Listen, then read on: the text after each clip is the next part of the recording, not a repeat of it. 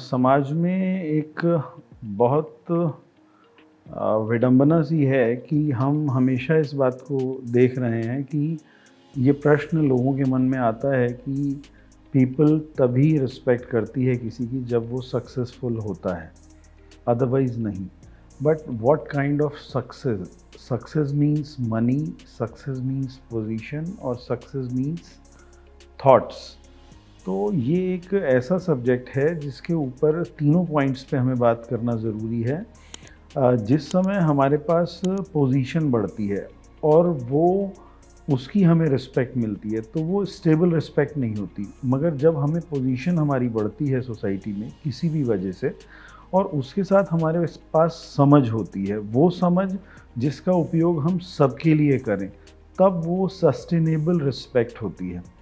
तो रिस्पेक्ट के मायने सही मायने में समझ के साथ जुड़े हुए हैं। सेम एज़ मनी, आपके पास बहुत पैसा है मगर उस पैसे का कोई भी ऐसा इस्तेमाल आप नहीं कर रहे जो लोगों को कंफर्ट ज़ोन देने वाला हो। मेरा मतलब उस पैसे को बाँटना नहीं है, मेरा मतलब उस पैसे का उस सुनियोजित तरह से इन्वेस्टमेंट या इंडस्ट्री में या किसी भी चीज़ में जहाँ पर हम जॉब क्रिएट कर रहे हों या समझ को बढ़ाने का भाव दे रहे हों, स्किल क्रिएट कर रहे हों, कुछ इन्वेंशंस कर रहे हों, तभी वो रिस्पेक्टफुल हो सकता है, अदरवाइज़ नहीं। आप इंडिया में जितने भी औद्योगिक घराने हैं उनमें अगर कभी भी कंपैरिजन करेंगे तो कुछ लोग बहुत रिस्पेक्टफुली देखे जा रहे हैं और कुछ लोग मनी के ढेर के हिसाब से देखे जा रहे हैं।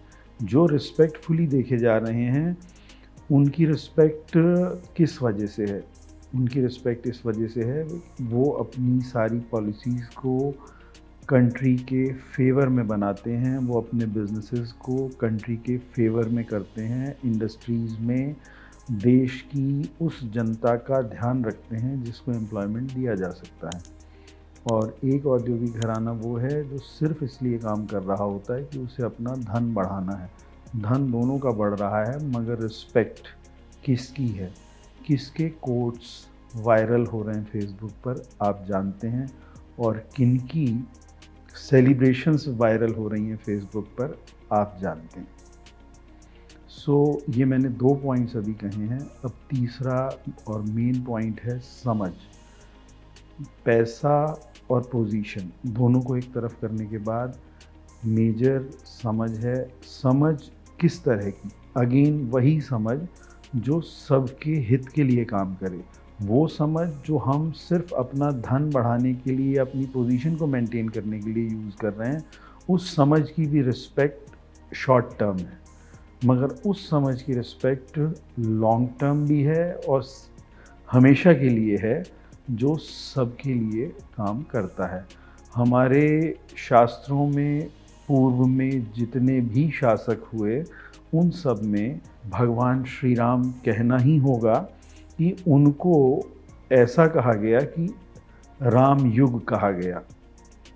क्यों कहा गया? क्योंकि उन्होंने अपने भोजन तक के लिए भी कोई भाव नहीं रखा।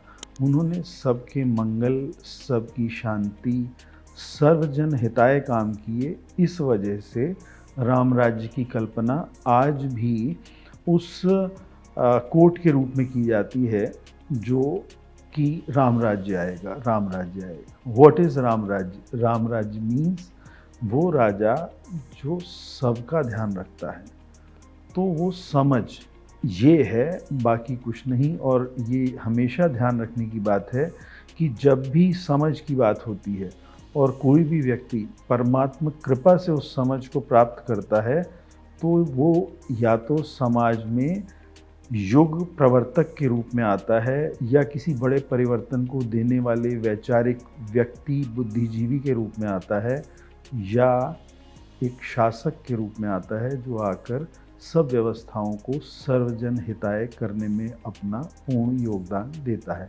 तो इसलिए जो आज हम रिस्पेक्ट की बात करते हैं, सक्सेसफुल पर्सन की रिस्पेक्ट ही होती है। वो इसी वजह से होती है क्योंकि हर व्यक्ति ऊंचाई की तरफ देख रहा होता है। सक्सेस का मतलब ऊंचाई है, मगर रिस्पेक्ट करने वालों को ये समझना चाहिए कि व्हाट काइंड ऑफ सक्सेस।